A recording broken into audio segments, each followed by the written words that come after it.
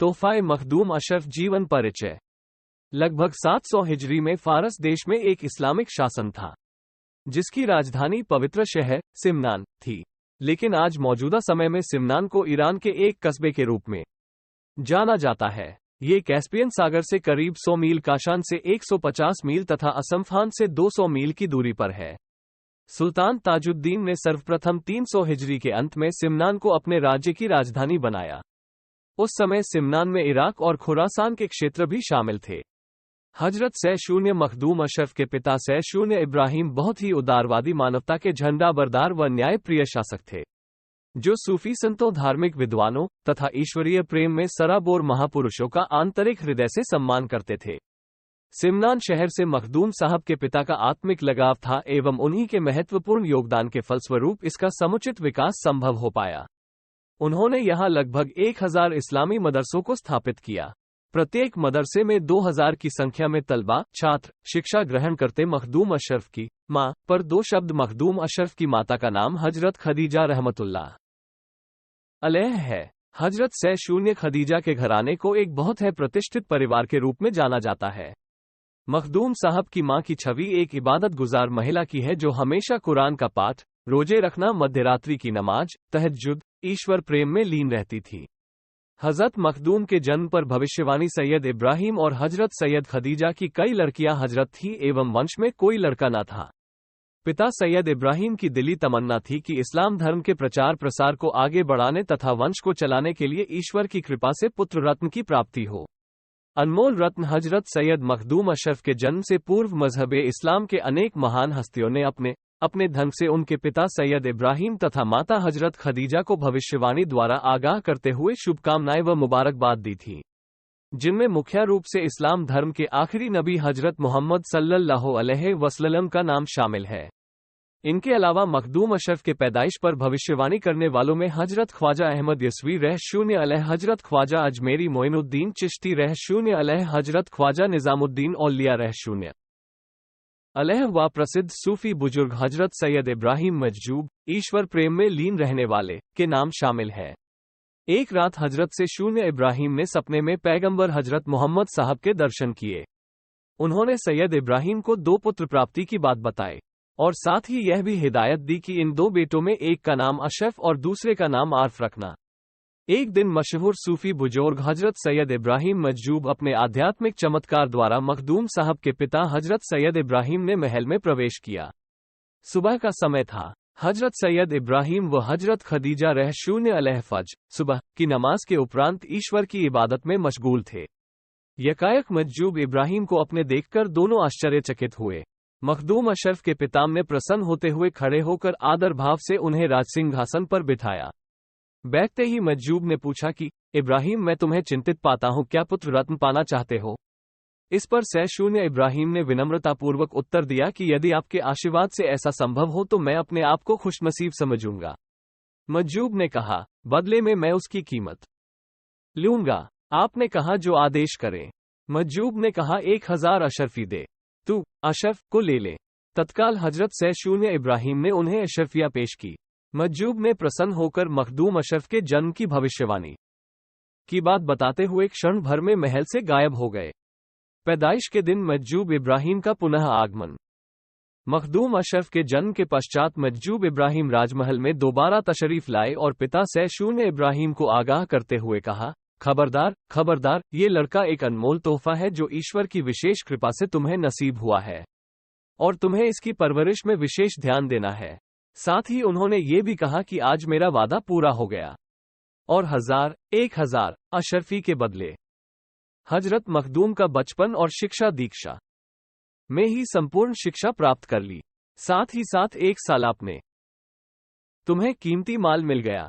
जब आप 4 साल 4 महीने और 4 दिन के हुए तब मौलाना अमाउद्दीन तब्रेज़ी ने आपको शिक्षित करना शुरू किया। आपने मात्र 7 वर्ष की अल्प आयु में ही पवित्र कुरान शरीफ को 7 किर्त में कंठस्थ कर लिया। मखदूम अशरफ ने 14 वर्ष की आयु युद्ध कौशल के गुर भी सीखे। मखदूम अशरफ का तख्तो ताज पर बैठना। जब आपने 15 वर्ष की उम्र में जवानी की दहलीज पर कब रखा तो आपके बादशाह पिता से शून्य इब्राहिम रहमतुल्लाह का स्वर्गवास हो गया। फलस्वरूप आपको उनका उत्तराधिकारी बनाया गया। मखदूम अशरफ के शासनकाल में स्वयं उनके नाम का सिक्का जारी किया गया। आप एक रहम दिल व न्यायप्रिय बादशाह थे। आपकी महत्वपूर्ण धार्मिक गतिविधियों, न्यायप्रियता व इंसाफ को देखते हुए पूरी सिमनान की जनता ने आपको वहीदुद्दीन के खिताब से नवाजा। आपने अपने शासनकाल में धार्मिक शिक्षा का व्यापक प्रचार प्रसार किया, जिसके फलस्वरूप पूरा सिमनान तालीम का एक बड़ा मरकज बन गया। लोग आपको सुल्तान वहीदुद्दीन सैशून अशरफ के नाम से पुकारने लगे। राज सिंहासन या सत्ता का त्याग व भारत यात्रा। बचपन से हजरत मखदूम के मिजाज का रुझान फकीरी, साधुत्व व ईश्वर प्रेम की ओर था। आप शुरू से ही संतों, बुजुर्गों व आध्यात्मिक गुरुओं के माध्यम से फैज लाभान्वित पाने के लिए प्रयत्न किया करते थे।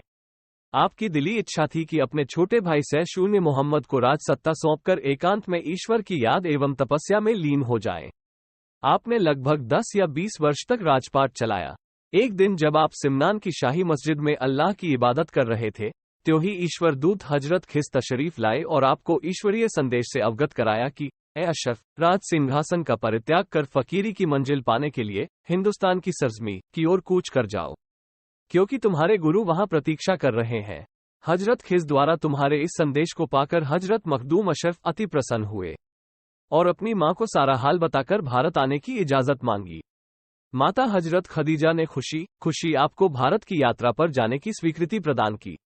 मां हजरत खदीजा ने बताया कि तुम्हारे नाना जान ख्वाजा सैशून अहमद यसवी रहशून अलैह ने फरमाया था कि तुम एक आफ्ताबे गौसियत को जन्म दोगी, जो गरीबों, मजलूमों व बेसहारों की फरियादों को सुनकर उनकी सेवा करता रहेगा। हजरत मखदूम ने अपने छोटे भाई को राजगद्दी सौंपकर हिंदुस्तान की यात्रा पर निकलने का मन बना लिया। चूंकि मां की ये मंशा थी कि बेटे का विदाई समारोह इस प्रकार ही जैसे कि कोई राजा किसी देश पर आक्रमण करने की नीयत से युद्ध क्षेत्र में जाता है। मां ने अपनी इच्छानुसार एक राजा के मान सम्मान व प्रतिष्ठा के अनुरूप चहेते बेटे को 12,000 फौज लश्कर के साथ विदा किया, जिसमें 2,000 की संख्या में फौज के जवान मखदूम अशरफ के विशेष अंगरक्षक के रूप में थे। हजरत शेख अलाउद्दौला सिमनानी रहशून अलैह ने भी आपकी यात्रा के सम्मान में काफी दूर तक सफर किया। जब यात्रा 3 चरणों में पहुंची तब आपने 12,000 फौज को लौट जाने का आदेश दिया, लेकिन कुछ खास मित्र व करीबी लोग आपके साथ भावराउन नहर तक गए, परंतु आपने उन्हें भी यात्रा से वापस भेज दिया। आप 2 साथियों को लेकर बुखारा पहुंचे। यहां पहुंचते ही एक मज्जूब, ईश्वर प्रेम में लीन, ने अपने सिर को आपके सिर से रगड़ा। फलस्वरूप आपकी मनोदशा एक विशेष रूहानी कैफियत में डूब गई। तत्पश्चात उस मज्जूब ने पूरब की ओर इशारा करते हुए आपको शीघ्र यात्रा करने की हिदायत दी। आप 2 करीबी साथियों के साथ समरकंद पहुंचे, जहां शेखुल इस्लाम ने आपका भव्य स्वागत किया। हजरत मखदूम ने अपने और उक्त दोनों साथियों के घोड़ों को गरीबों में दान कर पैदल यात्रा प्रारंभ की। आपने कुछ दूरी का फासला तय करने के बाद अपने मित्रों से लौट जाने की हिदायत दी। आप अकेले अपने पीरो मुर्शीद, आध्यात्मिक गुरु की तलाश में निकल पड़े। जब आप मुल्तान के करीब ओच शरीफ में पहुंचे, हजरत सैशून्य जलालुद्दीन बुखारी रहशून्य अलैह जहानिया जहाओगस्त से भेंट हुई। आपको देखते ही भावुक होकर हजरत जहानिया जहाओगस्त ने कहा कि एक लंबे अरसे के बाद एक औलाद-ए-रसूल के दीदार का मुझे सौभाग्य प्राप्त हुआ, जिसके ईश्वर प्रेम के चमत्कार ने मुझे अत्यधिक प्रभावित किया। उन्होंने हजरत मखदूम को अपने आध्यात्मिक तोहफों से नवाजते हुए हिंदुस्तान की ओर यथाशीघ्र कूच कर जाने का आदेश दिया और साथ ही नसीहत दी कि रास्ते में कहीं ज्यादा न रुकना, तुम्हारे गुरु वहीं बेसब्री से इंतजार कर रहे हैं। जब आप ओच शरीफ से दिल्ली पहुंचे तो वहां एक नौजवान बुजुर्ग से आपकी मुलाकात हुई। उन्होंने आपका स्वागत करते हुए कहा कि ए अशरफ, जल्दी करो, रास्ते में कहीं न ठहरो, क्योंकि मेरे भाई अर्थात तुम्हारे पीरो मुर्शीद लंबे अरसे से प्रतीक्षारत हैं। आप दिल्ली से चलकर बिहार शरीफ के निकट कस्बा सलाओ में ठहरे, जो आज भी आपकी इबादतगाह के रूप में विद्यमान है। जिस दिन आप कस्बा सलाओ से बिहार शरीफ पहुंचे, उसी दिन हजरत मखदूम मुल्क शेख शरफुद्दीन याहया मनरी रह अलैह का स्वर्गवास हो चुका था। देहांत से पूर्व हजरत याहन मनरी रहशून्य अलैह ने वसीयत की थी कि मेरे जनाजे की नमाज पढ़ाने वाला वो शख्स जो सही 19 सातोकिर्त का हाफिज तथा बादशाहियत को त्यागने वाला है, इधर आ रहा है। जैसे ही हजरत ग्राहया मनरी रहशून्य अलैह के विशेष खादिम हजरत शेख जलाई रहशून्य अलैह हजरत मखदूम अशरफ की तलाश में शहर से बाहर निकले कि सहसा रास्ते में ही आपसे उनकी भेंट हो गई। हजरत शेख जलाई रहशून्य अलैह ने हजरत मखदूम अशरफ रहशून्य अलैह से प्रश्न किया, क्या आप सैयद हैं? इस पर आपने विनम्रतापूर्वक उत्तर दिया, हाँ मैं सैयद हूँ। ठीक इसी प्रकार हजरत यहया मनवी रह शून्य अलह द्वारा बता गए तमाम खूबियों को जानने व परखने के लिए हजरत शेख जलाई रह शून्य अलह ने बारी बारी से आपसे कई सवाल पूछे। ये सभी तमाम खूबियां आपके अंदर पाई गई तथा हजरत शेख जलाई रह शून्य अलह इससे संतुष्ट हुए एवं आपको अपने साथ हजरत यहया मनवी रह शून्य अलह के सभी खलीफाओं, शिष्यों व अकीदतमंदों से रूबरू कराया। सभी लोगों ने सर्वसम्मति से जनाजे की नमाज पढ़ाने के लिए आपसे गुजारिश की और अंत आपने ही उनकी नमाज जनाजा पढ़ाए।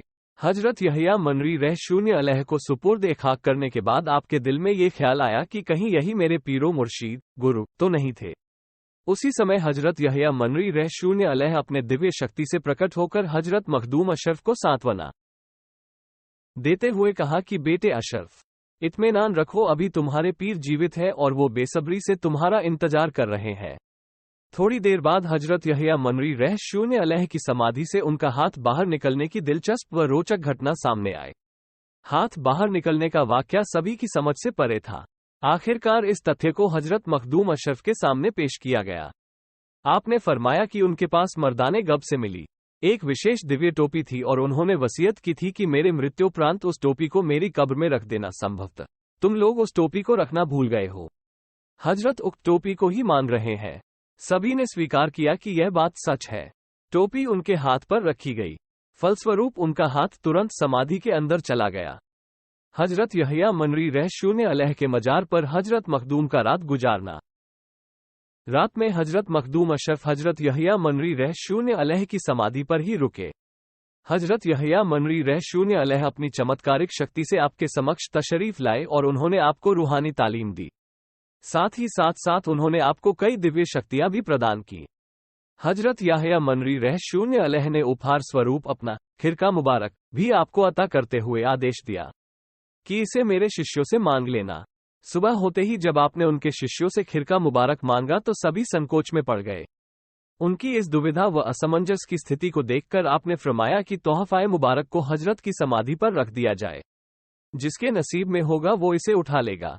सभी लोग इस प्रस्ताव पर सहमत हो गए तथा उस तोहफाए मुबारक को उनकी समाधि पर रख दिया गया। सभी खलीफाओं व शिष्यों ने बार बार उस खिरका उठाने का प्रयत्न किया, लेकिन सफलता किसी के हाथ न लगी। अंत ए मुबारक को में हजरत मखदूम अशरफ ने आसानी से एक फूल की तरह उसे उठा लिया और पहनकर वहां से रवाना हो गए। खिरका ए मुबारक